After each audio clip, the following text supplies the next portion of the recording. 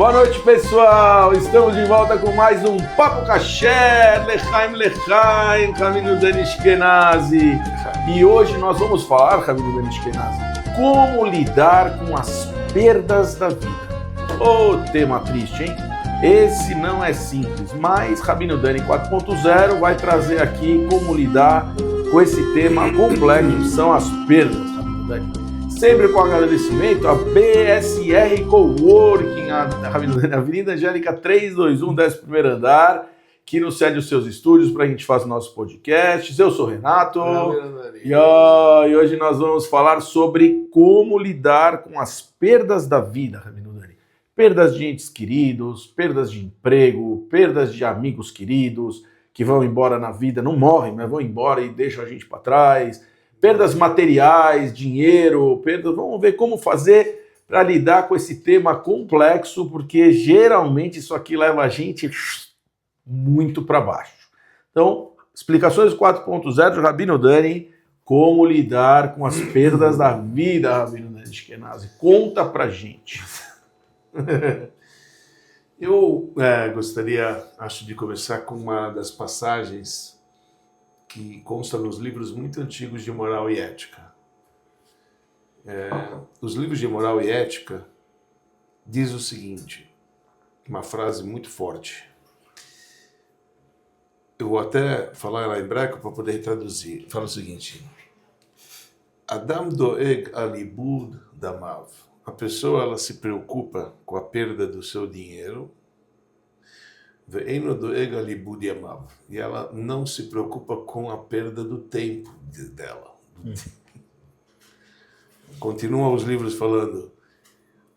Ela falou, Damav Rosrim, o dinheiro pode voltar, mas o tempo nunca vai voltar. O tempo não volta. E mesmo assim, o homem se preocupa com a perda. É muito forte isso. É a pura verdade. É a pura verdade. A gente se preocupa com a perda de bem físico, coisas materiais que a gente tem, e a gente não se preocupa com o tempo perdido. O dinheiro vai e volta, pode voltar, pode ser reconquistado, sempre há chances para recomeçar, né? Existe ainda momento, a vida, enquanto existe, há tempo para realmente reconquistar, trabalhar desde o início, mesmo que você perdeu uma coisa, estamos falando aqui, um bem material, não estamos falando de vida, né, por um lado, claro. Mas estamos falando de bem material, sabe? Isso dá para se reconquistar, enquanto tempo perdido não dá para reconquistar. É uma perda real que vai e não volta mais. Sabe que a perda da vida, eu acho que ela está encaixada na perda do tempo. Na perda do tempo. Com certeza. Então, exatamente essa a diferença que tem. Por que eu quero começar com essa frase? Porque essa é uma frase muito bonita e a gente passa despercebido, né? Para a gente, o valor, a gente dá muito mais valor para as coisas materiais do que realmente pelo tempo. E, na verdade, o tempo é precioso. A expressão em inglês fala time is money, né? Que dinheiro é também... tempo é dinheiro. Tempo é dinheiro. Quer dizer, eu poderia estar produzindo. Mas a verdade é que a gente deveria se preocupar mesmo com a perda do tempo. Eu poderia estar ativo, eu poderia ter feito muito mais num tempo que está sendo desperdiçado, né? E a gente não tem tendência de se preocupar com o tempo, muito pelo contrário, às vezes até gasta ele propositalmente, entendeu? Sem pena alguma, né? E depois a pessoa chora, eu perdi, etc. Na verdade é que você não soube administrar teu tempo para produzir mais, né, para poder render mais, para poder... E você tinha capacidade. Então você vai ver grandes personagens da vida, que souberam muito bem administrar o seu tempo, que eles não perderam absolutamente um tempo algum.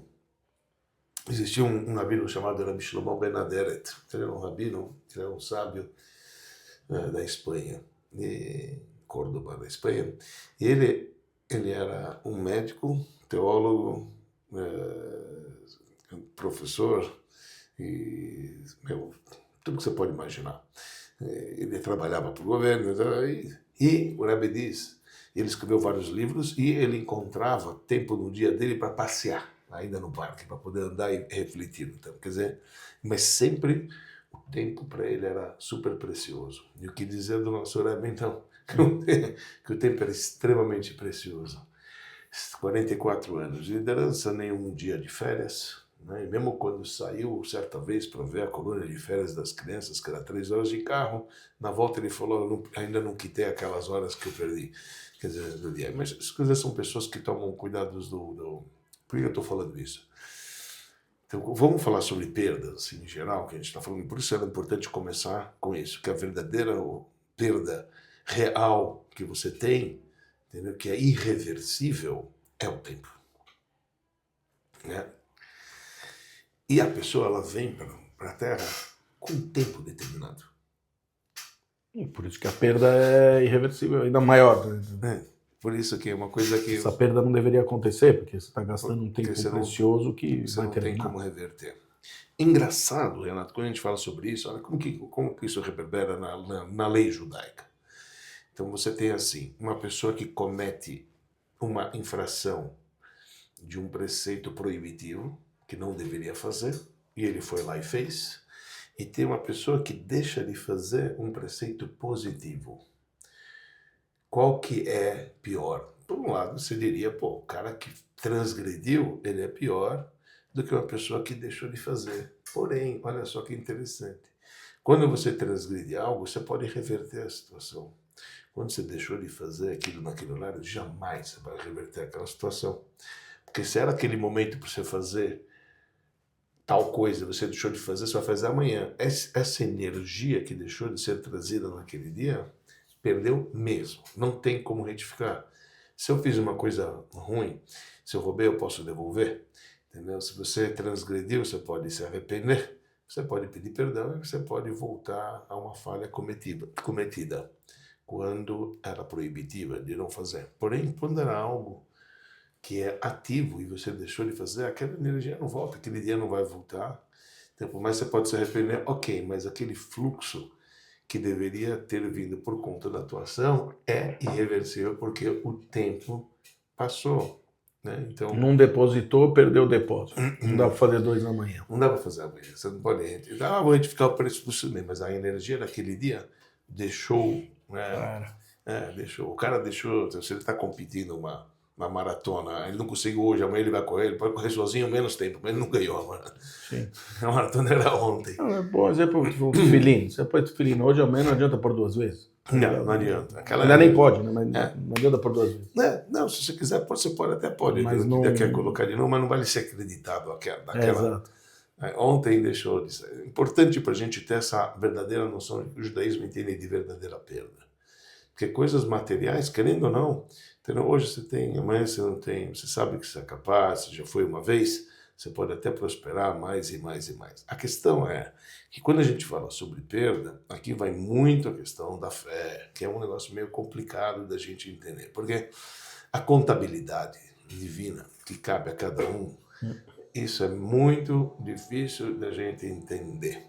O que cada um tem que passar, o que ele tem que conquistar, o que ele tem que perder, o que ele tem que continuar. É óbvio que a gente tem que ter uma crença para isso, e é muito difícil, porque é fácil falar.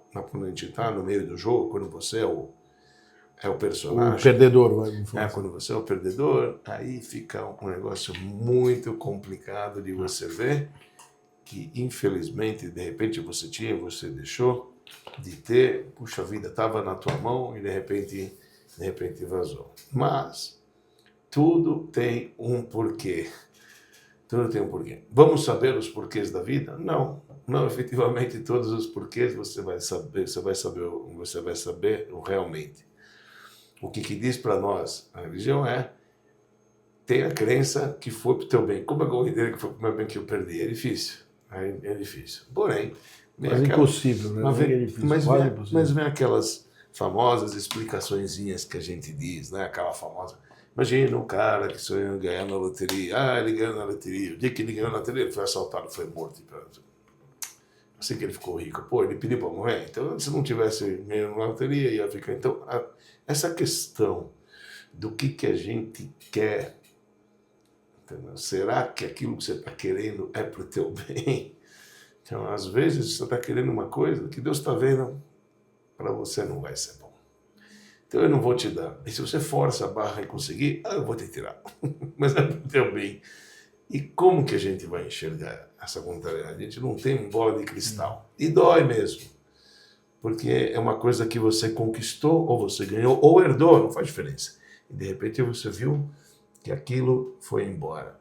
Mas antes o bem do que a vida. Né? A gente tem que pensar dessa maneira.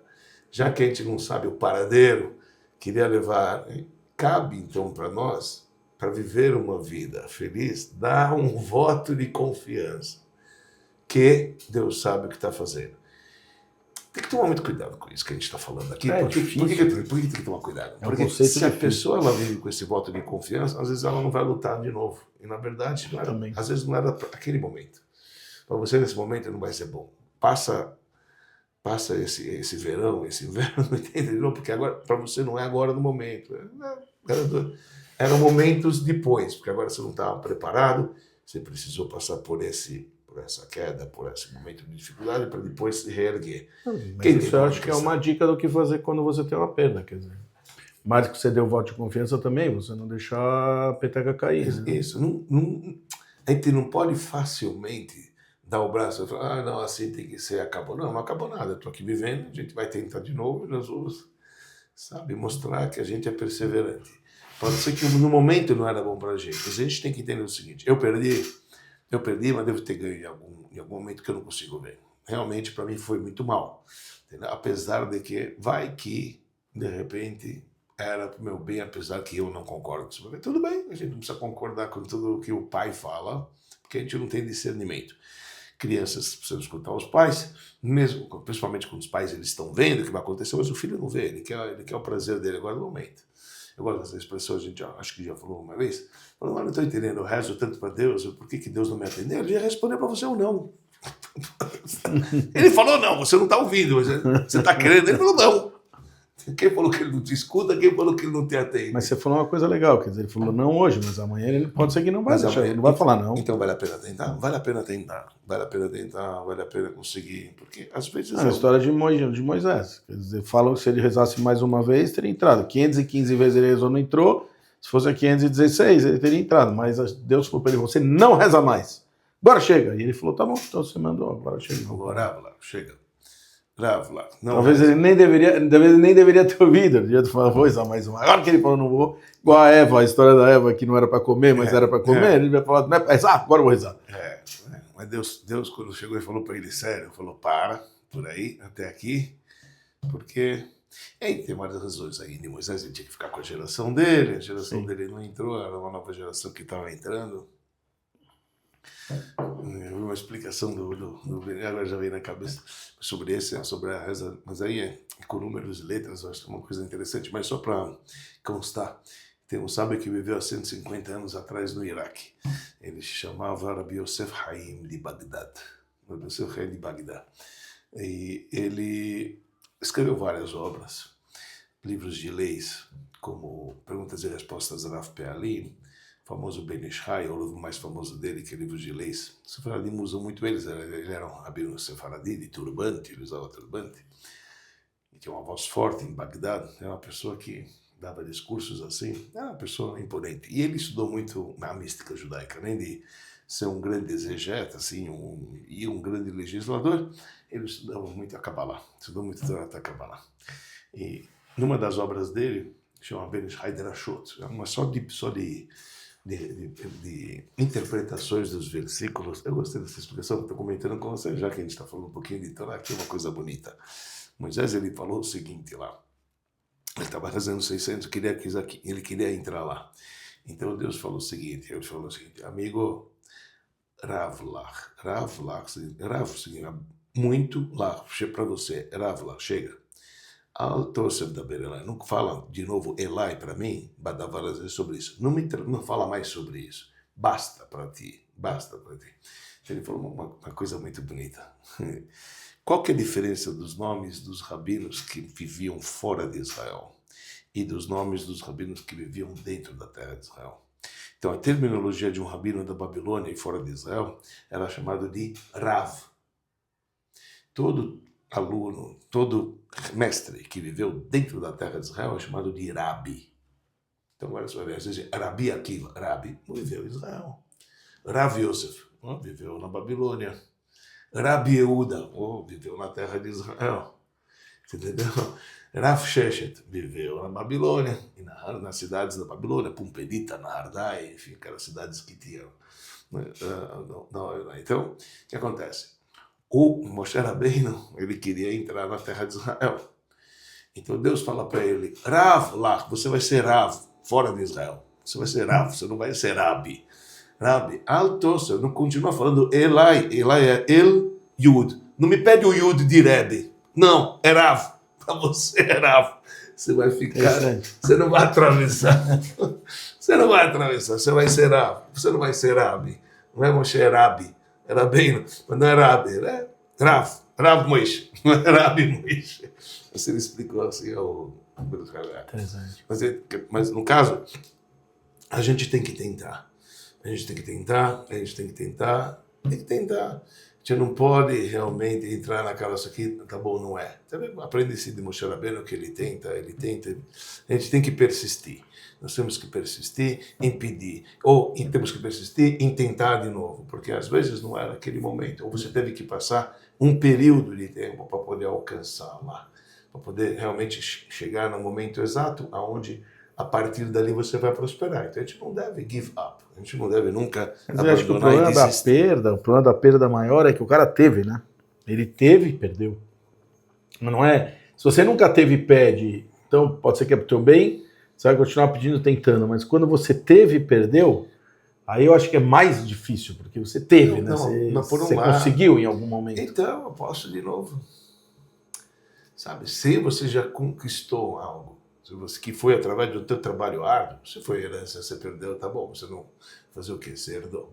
Mas se você conseguiu com tua própria luta, você já fez o império, e de repente você perdeu, você tem os caminhos das trevas, você tem os caminhos de como alcançar, entendeu? Então, não tem que acreditar no teu potencial, não tem que ter medo de recomeçar a vida. Sabe, deveria ser assim. E não a pessoa falar, agora ficar choramingando. Choramingando não vai resolver. Tem que arregaçar as mangas e começar a trabalhar. A perda entra muito no conceito do choro, porque uma coisa está ligada junto com a outra. Né? E o judaísmo ensina que choro só é cabível quando você não pode fazer mais nada para outro. Deixa eu entrar nisso, porque acho que isso é importante dizer aqui. Já que a gente está falando sobre isso, isso é uma coisa muito importante. Eu nem conhecia esse conceito. Então, veja só que conceito muito, muito interessante. Já que a gente está falando de perda, aqui vamos falar sobre perda de vidas. Se Deus nos livre, a pessoa ela perdeu alguém, ela perdeu um ente querido, e como é que ela vai reagir?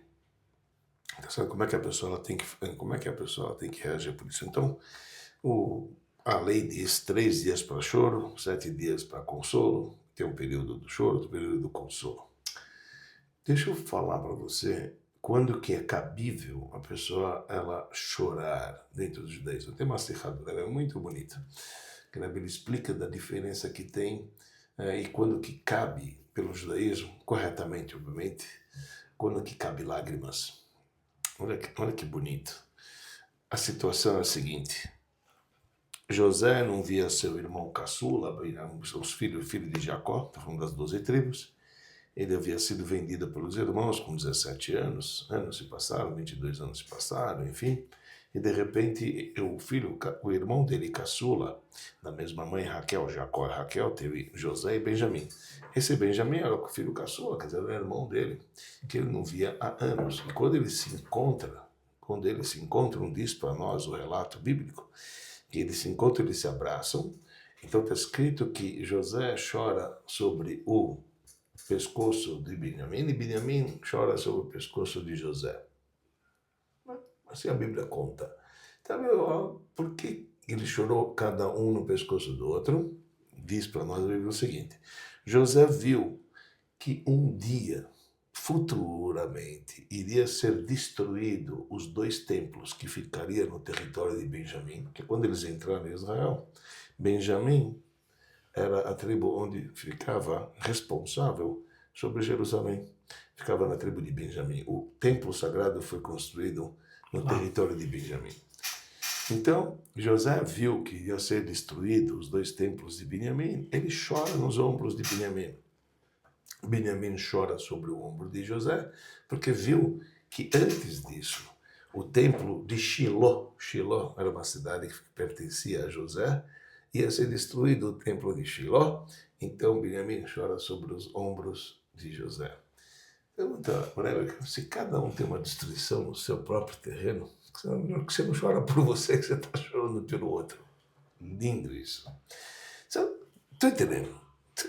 Você, Benjamim, 2 tempos, chora por você. Ô, José, chora por você. Não. A gente não pode chorar por uma perda nossa. Por uma perda nossa, a gente tem que arregaçar as mangas e ir atrás. Até enquanto eu estou vivo, até conquistar, até chegar lá. Agora, quando que é cabível o choro, permissível pela Torá, de acordo com as nossas tradições, é apenas quando você não pode mais fazer nada, não está no meu alcance de te ajudar. Yosef vê que o templo de Benjamim vai ser destruído, eu não posso fazer nada, foi destruído o teu templo, eu vou chorar por você, porque eu não podia nem te ajudar, eu não tinha como te ajudar.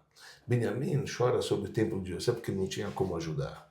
Significa o quê? Todo o tempo que você pode ajudar outra pessoa, você deve, mas quando você vê que aquela pessoa, você não pode fazer nada por ela. Então, um exemplo simples. Deus nos livre, você fica sabendo que um colega teu está com uma doença. Ele está sendo tratado por médicos, mas infelizmente aquela doença pegou. Que agora, o que você pode fazer por ela?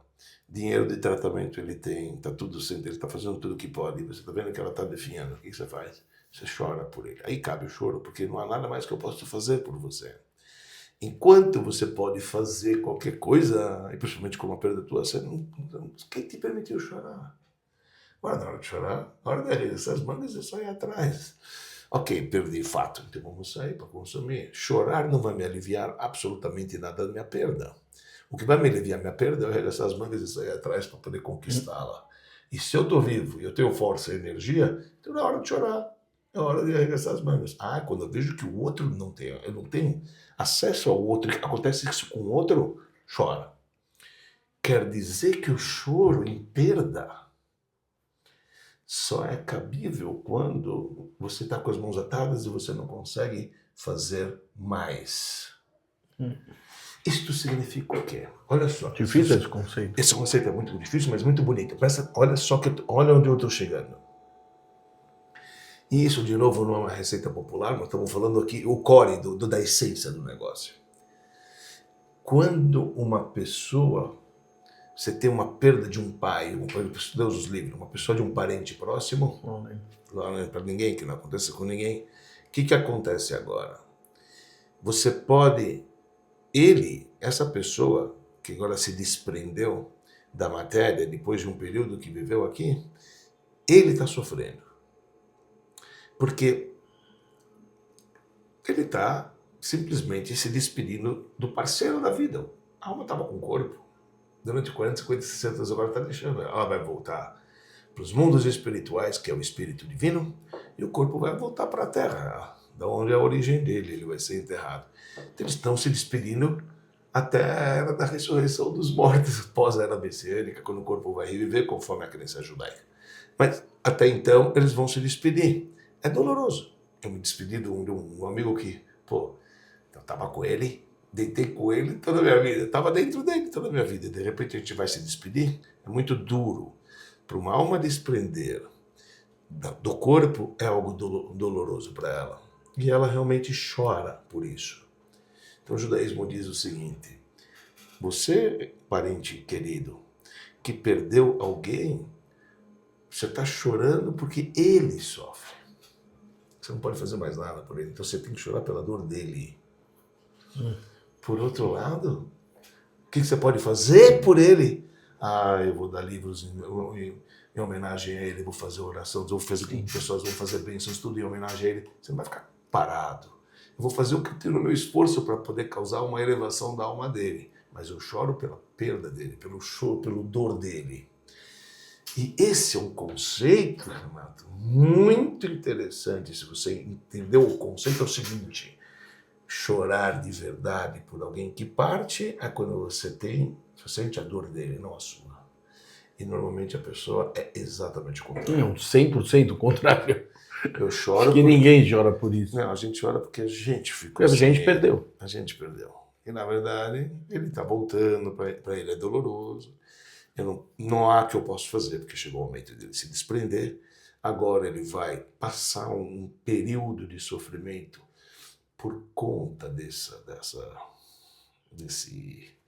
momento de largada, né, que ele está indo embora. É um momento difícil. E aí sim, você pode chorar por ele.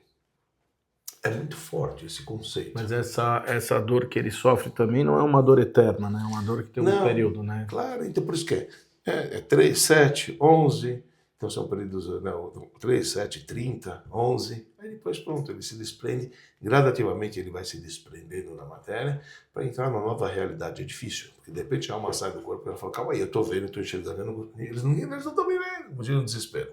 Estou vendo o meu corpo e não está interagindo mais comigo. Estou partindo. Então é um negócio que é doloroso, querendo ou não, sabe? Você está indo para uma nova realidade. É igual que você está se despedindo de alguém para até... Tem muita gente que não sabe esse conceito. Vou pedir para você então entrar um pouquinho nele, esse 3, 7, 30, 11. Fala um pouco sobre isso que eu acho importante. Porque eu sei, mas um monte de gente não vai saber. Eu acho importante você falar, porque você citou isso, eu acho que é interessante falar. Então, todo mundo fala 3 de choro e 7 de Nosso. luto.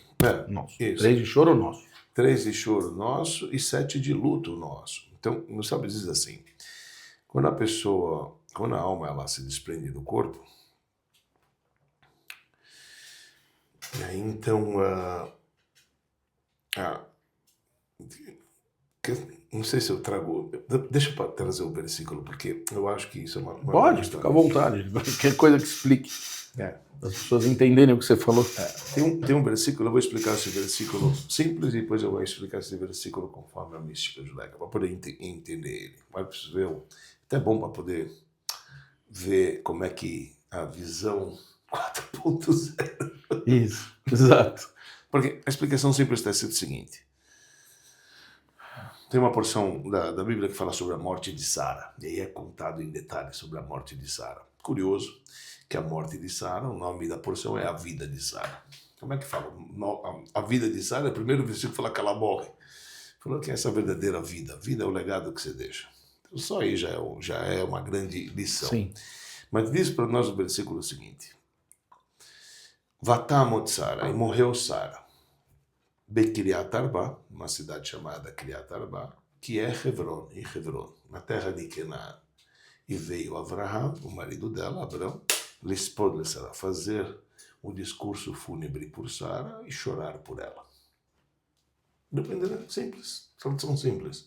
E morreu Sara em Kiriat Arba, Hebron, na terra de Canaã. E veio Avraham chorar por ela, quer dizer, fazer discurso fúnebre por ela e chorar por ela. Simples. A esposa morreu, ele veio, chorou por ela, fez discurso. Meio usou a mística, fala o seguinte, vamos entender o seguinte. Avraham e Sara, Abrão e Sara, era como se fosse alma e corpo. Abrão é alma, Sara é corpo. Ok? Se a gente agora, assim diz o marido e mulher, então é como se o marido fosse a alma e a Sara fosse o corpo. E dá até para entender. Quando a gente fala alma e corpo, quem entra em quem? O corpo é o recipiente e a alma entra dentro do corpo. Então o homem, normalmente é aquele que dá, é a mulher aquela que recebe. Então a mística diz que Abrão é comparado à alma e Sara é comparada ao corpo. Agora vamos interpretar esse versículo conforme o Zohar, conforme a mística judaica. Conforme a Cabala. Conforme a Cabala. E morreu Sara. Quem morre? É a alma? A alma nunca morre. Quem morre é o corpo. Então, olha só, estou lendo agora o mesmo versículo, só que com esses dados. Incrível isso, só isso, né? Batamot, quem morre é a Sara, quem morre é o corpo. Porque Abrão, que representa a alma, nunca morre, sempre vive. Né? Não existe morte para o pedaço divino de energia que dá luz e que dá vida para o corpo. Quem morre em Batamot Sara? Morre o corpo. Kiriat Arba é a cidade, mas Kiriat Arba é formada de 4. Formado de 4, o que é? O corpo é formado de 4 elementos. Quais são os 4 elementos que todo corpo e matéria é formado? Fogo, água, vento e terra. Olha só. E morreu o corpo. Então, obviamente, é a mística, né? Acabou. Kriyat Arba, só para entender, a tradução Kriyat Arba quer Isso, dizer Kriyat Arba, quer dizer, a cidade feita de 4. feito de 4. Na verdade, essas 4, tem várias explicações, que lá tem 4 casais enterrados. Os 4 casais enterrados que estão lá, quer dizer, que seriam depois da história de ser enterrados, você tem Adão e Eva está enterrado lá, Abraão e Sara está enterrado lá, Isaac e Rebeca está enterrado lá, e Jacó e Leia estão enterrados lá. Então, Kriyat Arba forma a cidade dos 4 casais. Mas, o que quer dizer? Morreu o corpo, Sara, de Kriyat Arba, formado de 4 elementos: fogo, água, vento e terra. E Hebron, que é a cidade de Hebron. Hebron em hebraico vem a palavra Haver, unido, que eles estavam unidos, os elementos estavam unidos, formando o corpo. Morreu agora esse corpo. Vai Abraão, vem o espírito, Abraão que vem, então veio a alma, fazer um discurso fúnebre sobre o corpo e chorar por ele. A alma chora pelo corpo. Quer dizer, por que a alma está chorando pelo corpo? Está se despedindo da alma. Você vai para a terra, você vai se decompor, eu vou para lá para cima. Então, o que a gente entende daqui? Por que eu trouxe esse versículo? Tem um processo de se desprender a alma do corpo. E os sábios falam o seguinte: em primeira instância, a alma está no lugar onde ela residia, onde ela morava. A alma, o corpo. A alma. A alma. Depois que ela se desprende do corpo, ela ainda continua onde ela morava. Por isso, a gente tem o costume de fazer a semana de luto na casa onde morava o falecido. Esse é o costume judaico, da gente fazer as orações na casa onde ele morava. Sim. Porque acreditamos que lá ele ainda está por lá. Sim. Porque ele vai se desprendendo. Ele vai se desprendendo lá. Ele vai se desprendendo num processo gradativo. Então você tem 3 dias que ainda está forte, 7 dias de choro ainda está lá, depois ele vai saindo. Vai saindo. Depois você tem um período de 30 dias. Já é 30 dias, passou um mês que ela vai se desprendendo, ele vai se desprendendo da matéria. Você tem um período de 11 meses, que é quando recitamos o Kadesh, uma oração, onde a gente pede para que Deus a tenha. É uma oração de elevação. O Kadesh é uma oração de ascensão, tá? Onde lá tem um nome dividido de 42 letras, que representa uma elevação. Enfim, o Kadesh está ligado com a ascensão, uma elevação, onde você está falando que ela volte tranquila para o Criador do Universo. Esse é o Kadesh. O Kadesh é recitado em 11 meses. 11 meses. Por que o Kadesh é recitado em 11 meses? A verdade, está escrito o seguinte, que o máximo de prazo para uma alma se desprender aqui da materialidade é 12 meses. Mas 12 meses é só uma pessoa perversa. O último dos casos, que o cara... Então ele leva 12 meses, que é muito sofrimento. Por isso, a gente não quer julgar nunca que alguém que deixa esse andar, ele é perverso. Então a gente fala cada dia até 11 meses. Um mês a gente não fala, para poder dizer, olha, certeza, ele não é um perverso. Mesmo uma pessoa que você sabia que ele foi uma pessoa ruim, ele foi um perverso durante a sua vida, pode ser que antes dele morrer, pode ser que ele se arrependeu. A gente não sabe. Se ele se arrependeu, num instante ele pode virar o jogo, se ele se arrependeu de verdade. Então a gente nunca fala Kadesh para uma pessoa 12, sempre 11 meses. Mas o luto termina em 12, porque depois de um período de um ano, realmente a alma ela se desprendeu aqui da terra, assim, totalmente, e voltou lá para cima. Essa é a ideia que ele já se desprendeu. E anualmente, quando chega a data do seu falecimento, ele tem uma ascensão lá em cima nos mundos, assim, a gente acredita infinitos, mundo das almas lá em cima. Então esse processo de desprender da matéria é um processo difícil para aquela pessoa. E chorar no judaísmo cabe quando eu não posso fazer mais por ela. Então eu choro pela dor dela. Porque essa dor que ela está sofrendo me dói porque eu não tenho o que fazer. Mas o que eu posso fazer por ela? Eu vou dar caridade em nome dela, vou doar livros pelo nome dela, eu vou fazer doação para ela, vou fazer o Kadesh. Vou fazer o Kadesh para ela, vou fazer uma oração para ela, vou fazer com que o legado dela continue aqui embaixo com os seus familiares, vão conversar o que ele viveu, pegar as lições dela. Isso eu posso fazer e devo fazer. A gente não pode ficar chorando, vestindo de preto e acabou a vida. Não é isso. O que a gente pode fazer, a gente tem que fazer. Então é bonito esse conceito quando a gente diz de perda que a gente está falando, Que o judaísmo entende que o choro cabe no momento onde você não tem mais o que fazer. Então, porque senão, quem te permitiu chorar? Eu acho que esse conceito é muito bonito. Ele é muito diferenciado. É difícil você ter a fé suficiente para você entender. Quer dizer, eu já vivi com religiosos, muitos religiosos que perderam pessoas queridas, e eu já vi que assim, o sofrimento de uma pessoa dessa não tem nada a ver com o sofrimento que vive um cara normal. Cara de dia a dia. Gente do dia a dia é difícil você entender esses desprendimentos, tudo. Quem é muito, muito religioso, é igual que a passagem do Alter Ego, acho que o cara vem com a arma e fala, eu vou te matar, ele fala, não sei se é a história do um mundo, dois mundos, essa você vai contar melhor que eu, mas você já conta ela, mas eu digo, quem sabe que tem o mundo lá de cima, que é o verdadeiro mundo, e que aqui, na verdade, é o mundo só do físico, não o mundo eterno está lá em cima. Aí o cara falou, tá bom, a vida é lá, não é aqui. Aqui é uma passagem limitada, acontece nesse período e acabou. Para esse corpo não volta mais. A alma vai continuar lá ainda, vai voltar outras vezes. O corpo não, o corpo vai ficar até dia da ressurreição que ele vai ter uma chance de volta. Mas até lá, ele vai ficar lá dentro da terra mesmo, paradinho. E para quem entende isso, e para quem tem essa fé, entende que essa perda é uma perda que não é perda, porque a alma está aí, né? A alma continua aí.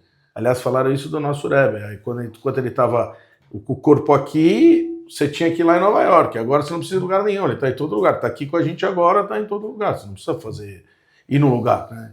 Meu pai está aqui.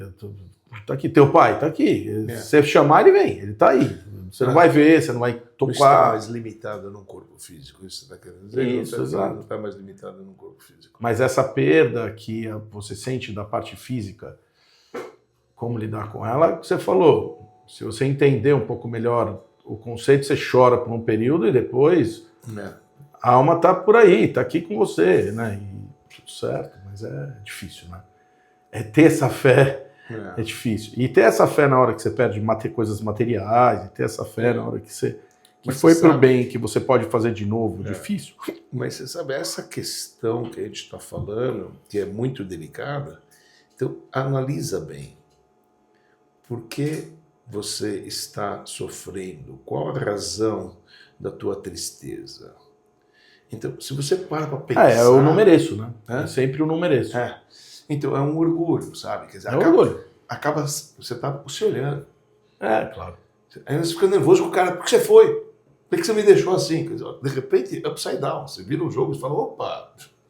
Cara, é totalmente contrário a toda a ideologia que eu te coloquei agora. Exato. Eu te coloquei o outro lado da balança, que se a pessoa ela refletir, ela falar, caramba, então você pode chorar por ter perdido ou pode ter agradecido por ter vivido aqueles anos com ela. Sim. E continuar o legado dela com você sempre. Fazer o que eu perdi ela. Ainda bem que eu vivi, né? Ainda bem que eu vivi aquele momento. E aqui vem a parte da perda do tempo, que é uma perda preciosa. Essa perda, assim, que... eu fiquei tão bravo, eu briguei tanto, eu discuti tanto, a gente parava...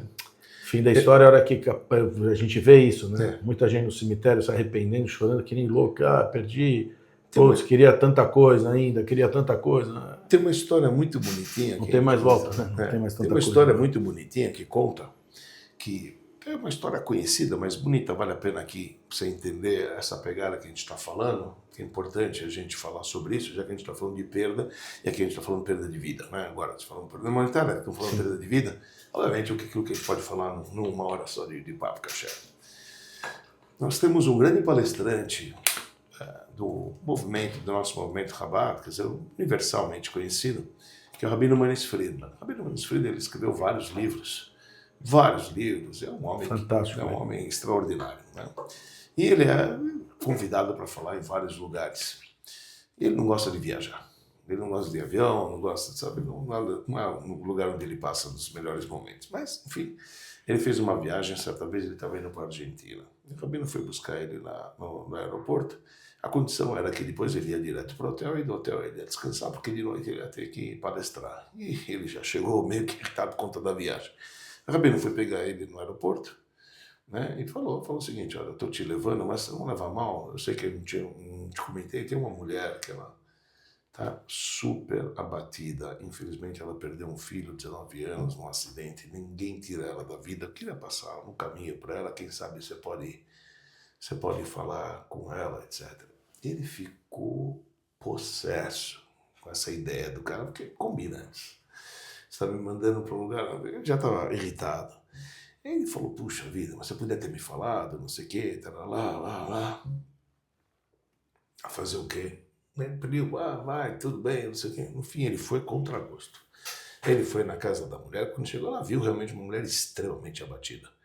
E tentou falar com ela, tentou conversar com ela, não sei o que, a mulher não queria saber, não sei, mas ele falou o seguinte, deixa eu te falar uma coisa. Ele falou para a mulher, ele falou o seguinte, você não está feliz de ter tido a oportunidade, se Deus te perguntasse, se eu vou te dar um filho para você viver 19 anos com ele, e depois que aconteceu o que aconteceu, qual caminho você escolher? De viver com ele ou não? Ela não respondeu, eu ia responder para Deus, absolutamente não. Eu ia querer um filho para perder com 19 anos. Eu ia falar de jeito nenhum. Você está perguntando se Deus ia me perguntar se eu ia negar. Aí o rabino falou, ainda bem que Deus não te perguntou. É verdade. É verdade. Ainda bem que Deus não te perguntou e você teve um filho maravilhoso, não sei o que, etc. Na hora que ele falou isso para ela, a mulher começou a explodir de choro. Querendo ou não, o pior que aconteceu, e realmente a mulher ela pôs para fora tudo que tinha, ela se sentiu melhor, sei lá, ele conseguiu, enfim, quebrar todo esse gelo, não sei o que, estava lá. Ele estava indo para o outro, quando ele estava indo para o hotel, ele chegou e começou a pensar, olha só, eu respondi para essa mulher, respondi para ela, ainda bem que Deus não te perguntou. Falou, se o Sheliach tivesse me perguntado se eu ia querer na casa dessa mulher, eu ia falar absolutamente não. E eu ia perder a maior lição que eu aprendi de uma mulher na minha vida. Eu ia perder a maior lição que eu aprendi de uma mulher na minha vida. Hoje eu aprendi que eu ia resposta para ela. Ainda bem que Deus não ainda bem que o Sheliach não me perguntou se eu queria ou não, porque eu ia falar para ele que não. Eu ia perder a maior lição que eu aprendi na minha vida. Por que é importante a gente falar sobre isso? Quer dizer, sabe, às vezes acontecem tragédias. Não, porque isso não é diferente. Isso que você está falando não é diferente de você dar uma outra chance para alguma situação. Nesse caso, ele estava dando uma chance de ir para uma mulher que estava em desespero para poder tentar fazer com que ela... porque ele é um cara que tem isso na cabeça dele, ele tem essa força. Porque ele tem, realmente, esse cara é um cara muito diferente. Né? Tem rabinos que chegariam lá, talvez não conseguiriam sair isso dele, mas esse cara, ele tem essa força. Teve, mas ele falou, olha só, eu dei o resultado para ela que ainda bem que esse rabino não me perguntou se eu ia querer ir na casa isso, dela. Exato. Porque eu ia dizer totalmente não. Pronto, mas aqui é isso que eu estou querendo te dizer, Dani. Sim. Muitas vezes a vida fala para você, vai, e você fala assim, você não me pergunta, porque se falar, eu vou falar não. Eu não vou. Sim. Eu não de vou. repente apareceu a oportunidade e se você perdesse essa oportunidade, você vai perder 20 anos de uma excelente oportunidade. Foi a maior lição que eu aprendi na minha vida. Isso. A maior lição que eu aprendi na minha vida. Então, sabe o que a gente entende, né? Então, a gente tem que olhar as oportunidades. Isso. Entender as oportunidades que nos tiram, que nos levam. Que você queira ou não. E tentar extrair delas o melhor para você. Mesmo que na tua contabilidade não teria sentido negativo, nenhum. Né? Porque delas podem vir, de repente, o maior momento da tua vida. O maior momento da tua vida. Interessante isso, né? É muito, eu estou aqui refletindo, porque quando a gente perde coisas, primeiro é muito difícil de aceitar. Foi o que eu falei, quando você teve, para a mulher é difícil aceitar, ela até fala que ela falaria não. Não. Se você perguntar para um cara que teve milhões e perdeu tudo, talvez ele falar, melhor não ter tido. Mas como você fala uma besteira dessa? Durante tantos anos você desfrutou daquele benefício que foi incrível e agora você está reclamando. Você teve um emprego de tantos anos que foi incrível, agora você está reclamando. Quer dizer, o fato de você perder não te tira os anos bons que você viveu quando você teve e depois não te tira a capacidade de fazer de novo. Exato. E se não fizerem, eu acho que aqui que está o grande segredo. Por que se não fizerem? Porque o cara fala, naquela hora que teve a perda, ele conseguir lidar com a situação de que ele perdeu, é difícil ele entender que ele pode conquistar de novo. E se ele não conquistar de novo, aí que ele tem que aprender a conviver com esse novo momento. Eu acho que isso que é a parte mais difícil. Isso eu acho que é a parte mais difícil. Eu já vi pessoas, acho que eu já até citei isso aqui, teve na virada dos anos 80 para os anos 90, teve o plano Sarney, plano Real, plano não sei o quê. O mundo empresarial mudou de uma maneira muito radical naquele momento. Dinheiro, porque se tinha o costume de trabalhar com os estoques, os juros altos. Lembra Sarney? Foi o fiscal do Sarney.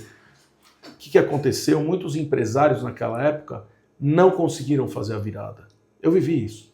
Não conseguiram. Muitos quebraram. Muitos, mas muitos. Eu falo muitos, é muitos. Veio congelamento de dinheiro, veio... Cara, muita gente quebrou, porque não conseguiu lidar com essa mudança. E as pessoas, várias delas, morreram. Eu vi, com os meus olhos, eu não estou falando coisa que me contaram. Sim, vi vários empresários que ficaram angustiados por essa perda e morreram. Morreram morrido mesmo. Pouco tempo depois, entraram em depressões profundérrimas e morreram. E eram pessoas extremamente capazes, eram pessoas que construíram, como você falou, impérios. As pessoas tinham business gigantes e esses caras se afundaram de um jeito que eles acabaram indo embora. Tem até uma história, eu já falei aqui uma vez, que um amigo do meu pai se enforcou na loja, botou uma corrente no teto, se pendurou e se enforcou. Mas a gente tem que entender que existe vida depois da perda. Você, entendeu? Tipo, tem vida depois da perda. A perda não é um corte definitivo da vida. Suas oportunidades de viver não acabaram. Esse que eu acho que é o ponto. Eu vivi grandes perdas na minha vida, eu sou obrigado a falar a verdade. Muito, muito. Perdas gigantescas, principalmente de dinheiro. Gigantescas, gigantescas. Mas eu poderia ter ficado lá. Se eu ficasse lá, talvez hoje eu era um deprimido, destruído. Claro. Mas não, você tem que optar que a vida hoje renasce de uma outra maneira. Tá bom, e daí? Move on. Você vai em frente, a vida continua. Tem que ir para frente. Então a perda, de uma certa maneira, o que eu posso falar sobre a perda é que você não pode viver ontem. Você tem que viver hoje para frente. Porque senão você começa a perder o tempo da vida. E o tempo da vida é que é precioso.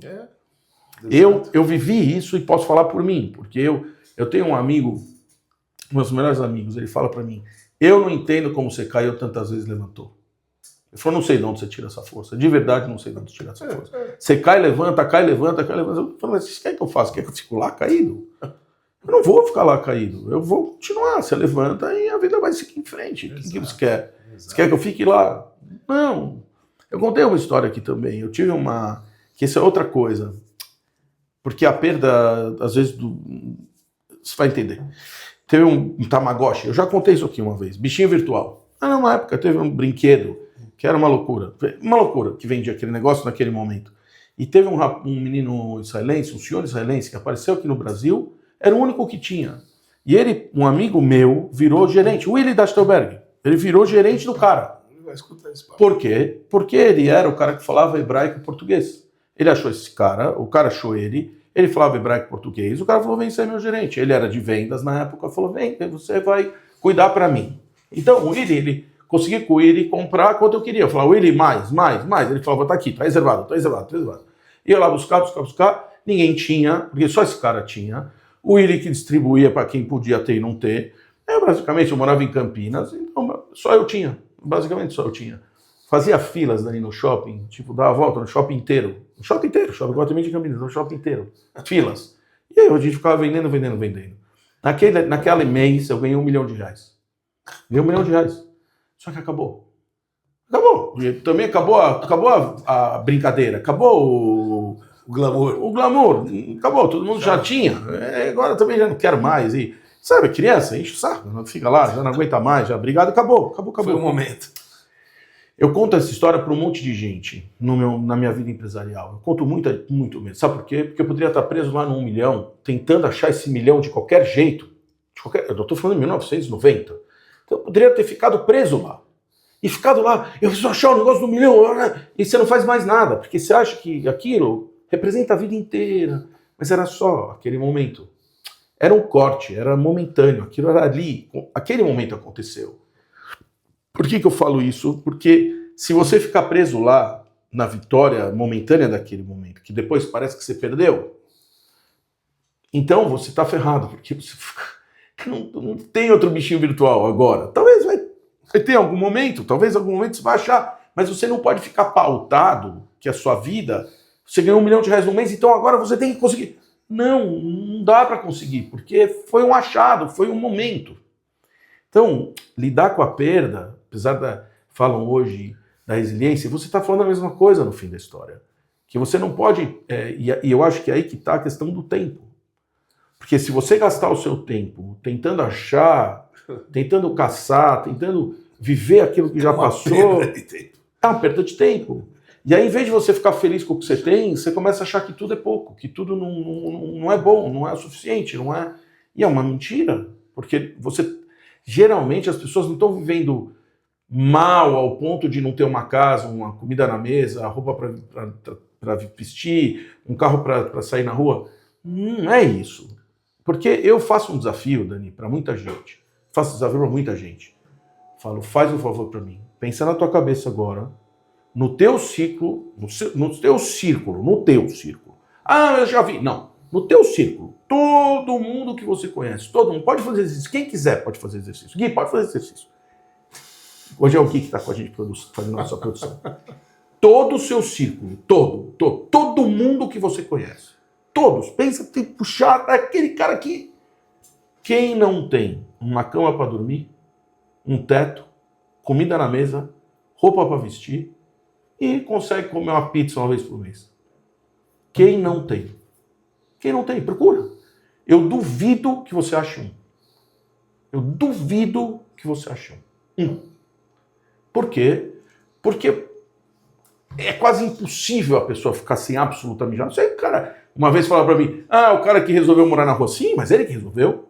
Ele que pegou as coisas dele e foi morar na rua. Ele poderia ter ficado com uma vida controlada. Vamos falar assim. Mas quando você não vê que a beleza da vida é você... Falei isso pra minha mãe semana passada. Olha que coisa. Falei pra minha mãe o seguinte, falei, mãe, estava conversando com ela pelo telefone, eu falei pra ela, mãe, existe uma coisa que a gente faz e que é um dos maiores pecados que a gente pode cometer. Você está na rua, no carro, e você está indo trabalhar. Então você vai ficar no carro um período. Por que você não curte esse período? Você põe uma música, um estudo, você não olha a luz do dia. Por que... Não, você já começa a ficar nervoso. Olha o trânsito, eu não vou chegar. Está demorando. Cara, você não curte a vida em nada. Você acorda de manhã cedo, automaticamente você levanta, você vai tomar banho. Você não fala, cara, putz, meu, toma um banho, cara. Isso é gostoso, ó, agora vou dar uma relaxada aqui no banho, agora eu vou tomar um café. Faz o café com gosto de estar fazendo um café para você, senta um pouquinho, toma o seu café. A gente não curte nada, Dani, nada. Tudo para você é automático, tudo na vida da gente é automático. Você vai... Você não curte nada. E a vida é tão linda, porque ela te oferece tudo isso e você vai jogando tudo fora. E aí, sabe o que parece? Parece que você não tem nada. Parece que você não tem nada. Parece que você fala assim, mas eu não tenho nada. Minha vida é uma terrível. Cara, você tem tudo e tá julgando que você não tem nada. É mal agradecido. Não é que a gente não pode ser mal agradecido. Entende? E isso que você está falando da perda, que tem o tempo para chorar, tem o tempo para...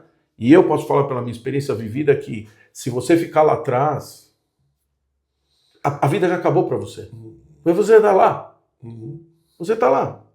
Tem a piadinha, 2 rabinos super religiosos, estavam na beira do rio, precisavam atravessar aquele rio, aparece uma mulher pelada. A mulher está pelada, falando, se afogando. Aí um rabino fala, ela não pode se afogar. O outro fala, não, mas tá louco? Uma mulher pelada, como você vai pôr a mão nela? Fala, não, mas ela está se afogando. Não, mas ela é pelada. Então, o cara se joga na água, cata a mulher, levanta a mulher, põe nas costas, ela precisava atravessar, não, preciso ir. Então ela atravessa o rio com ela, chega do outro lado do rio, pum, põe ela no chão, fala tchau, vai embora. O outro, o que não pegou, como você fez uma coisa dessa? Ficou 1 hora falando com ele, enchendo a paciência dele, que ele carregou a mulher, que tirou a mulher. Ele não falava outra coisa, você pegou a mulher pelada? Como você faz isso? Você pode ser uma mulher pelada? 1 hora. Uma hora o cara se encheu, falou para ele, sabe qual é a diferença entre eu e você? Eu carreguei aquela mulher 5 minutos no rio, você está carregando ela 2 horas e meia do meu lado, larga a mulher, deixa ela lá. Eu já carreguei, já deixei ela lá do lado do rio. Então a gente tem que aprender a carregar só no tempo que é para carregar, porque depois a vida vai continuando. E não é uma vida ruim. E não é uma vida ruim, Dani. Desculpa, me empolguei. Não, mas isso é uma passagem do Talmud. O Talmud conta essa história da mulher. Ele fala, quem que é o Hassid Shoté, que é um Hassid tolo, aquele que quando vê uma mulher, ele não vai salvar ela porque a religião não manda. Isso aqui é um cara tolo, esse cara é ignorante. E nós também falamos uma coisa que é incrível. A má inclinação, que é a origem de todos esses pensamentos, ela não quer fazer você pecar, que é 1 minuto. Ela quer acabar com a tua vida, todos os momentos da tua vida. Então, a estratégia dela de fazer você pensar mal, que você não tem, deixar você estressado no trânsito, isso é a estratégia da má inclinação, que ela quer deixar você estressado todos os dias. Ao invés de você agradecer, que nem você falou, acorda de manhã e fala, moderno, eu falei, sabe, se alegra com aquilo que você pode se alegrar. Então tem 2 historinhas pequenas rápidas que contam sobre esses 2 irmãos que eram chamados Rabbi Elimelech de Lizença, que era Rabbi Zusha de Anipólia, só para você entender. Então, uma história conta que é famosa aqui, que quando eles foram presos, eles estavam na prisão junto com vários outros soldados, outros caras que estavam lá. Ele estava numa cela, imagina, Ucrânia lá, Rússia, lá, aquela sala. E o Rabbi Zusha estava chateado, falou para o Rabbi Elimelech de Lizença, falou o seguinte, puxa vida, a gente não consegue nem rezar, aqui tem uma latrina aqui no meio, onde as pessoas defecam, onde as pessoas fazem tudo, você não pode nem rezar para o Criador do Universo, o que a gente vai fazer? Aí o outro falou, mas meu irmão, se essa é a condição da lei que a gente não pode rezar, que Deus quer que a gente não reza agora. Ele falou, você tem razão, então vamos dançar. A gente está fazendo a vontade de Deus, vamos dançar. Mesmo na situação, na sala, começaram a dançar. Os 2 irmãos do lado da latrina. Todo mundo começou a olhar, todo mundo começou a cantar, bater o guarda, ver o que está acontecendo. Falaram, não sei, esses 2 judeus aí estão rezando do lado do pote de excrementos. O cara ficou nervoso, esse é seu problema, eu vou tirar daqui, vocês não vão tirar. Agora a gente pode rezar. Agora a gente pode rezar, eles fizeram assim, quer dizer, mesmo numa situação complicada, a gente pode olhar uma maneira positiva. E a outra história bonitinha que aconteceu com ele é o seguinte, uma vez que ele era pobre, depois mexeu no museu de Anipólia, conta certa vez, essa é uma história tão bonitinha e rápida. Ele chegou, era véspera de Shabbat, alguém veio e trouxe 10 rublos para ele. Falou, isso aqui é para você. Para ele era a vida. Coitado, ele era pobre de Marrel. Era pobre mesmo. E ele, ia entrar no Shabbat. A gente não pode mexer no dinheiro. O que ele fez? Ele pegou na Bíblia, no Rumash, ele pegou e colocou os 10 rublos num dos livros, onde está escrito nos 10 mandamentos, não roubarás. Colocou os 10 rublos lá. Foi passar o Shabbat, passou o Shabbat. Quando terminou o Shabbat, ele foi imediatamente lá para a sinagoga para poder pegar os 10 rublos dele. Ele abre lá nos 10 mandamentos. Não tinha mais os 10 rublos. Ele folha o livro, de repente ele encontra na Parashá de Kedoshim uma nota de 5 rublos. E estava escrito, o que ele abriu? Estava escrito, amarás o próximo com batimento. ele perdeu. Mas ele perdeu. Quando ele viu isso, ele falou, tá vendo? Ele falou para Deus, tá vendo? Eu queria tudo para mim. E meu amigo me ensinou uma grande lição que aquilo para o outro. Às vezes a gente perde, mas às vezes o outro ganha. Quer dizer, às vezes você perde uma coisa, mas o outro é beneficiado. Só para falar uma história rápida também do Rebbe, que é interessantíssima essa história. Uma vez o sujeito ele perdeu os pares dele de tefilim. Ele ficou desesperado, porque é caro o tefilim, sabe o teu tefilim, não sabia o que fazer. Então ele escreveu para o Rebbe, puxa vida, estou chateado que eu perdi o tefilim, não sei, ou pegaram o meu tefilim aqui na sinagoga. O Rebbe falou, só tenho um favor para te pedir. Perdoe a pessoa que pecou, porque senão ele não vai cumprir a mitzvah do tefilim. Então, você perdeu, mas o outro ganhou. Então, a gente tem que ter essa noção durante a vida, sabe? Às vezes, quando você perde, é bom, ganhar. Talvez outra pessoa agora foi beneficiada, você perdeu, mas na verdade era o momento. É o momento que você está ajudando o outro, é o momento que você pode prosperar depois, continue.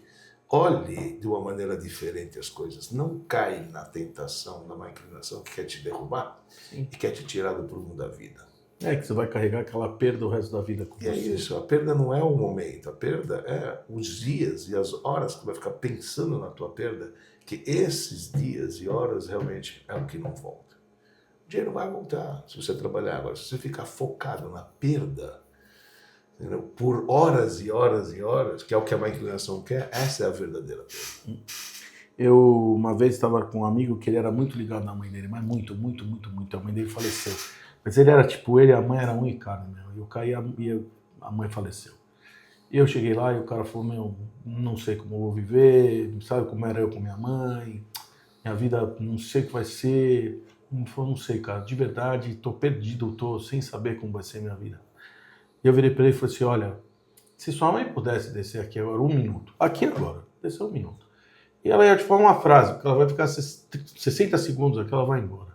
O que você acha que ela ia te falar?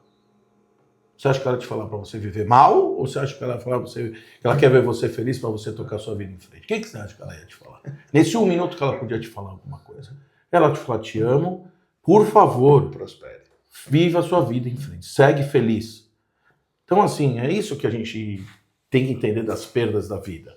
Que a vida, não, às vezes, a gente perde, não é pra gente seguir triste, a gente tem que entender que, às vezes, você perde, que a gente não só ganha. Sim. Bom, Rabino Dani, acabou. Tá vendo? A gente vai perder E não agora a perdemos chance de tempo. continuar. Não perdemos tempo, mas a gente vai perder a chance de continuar agora porque o tempo acabou.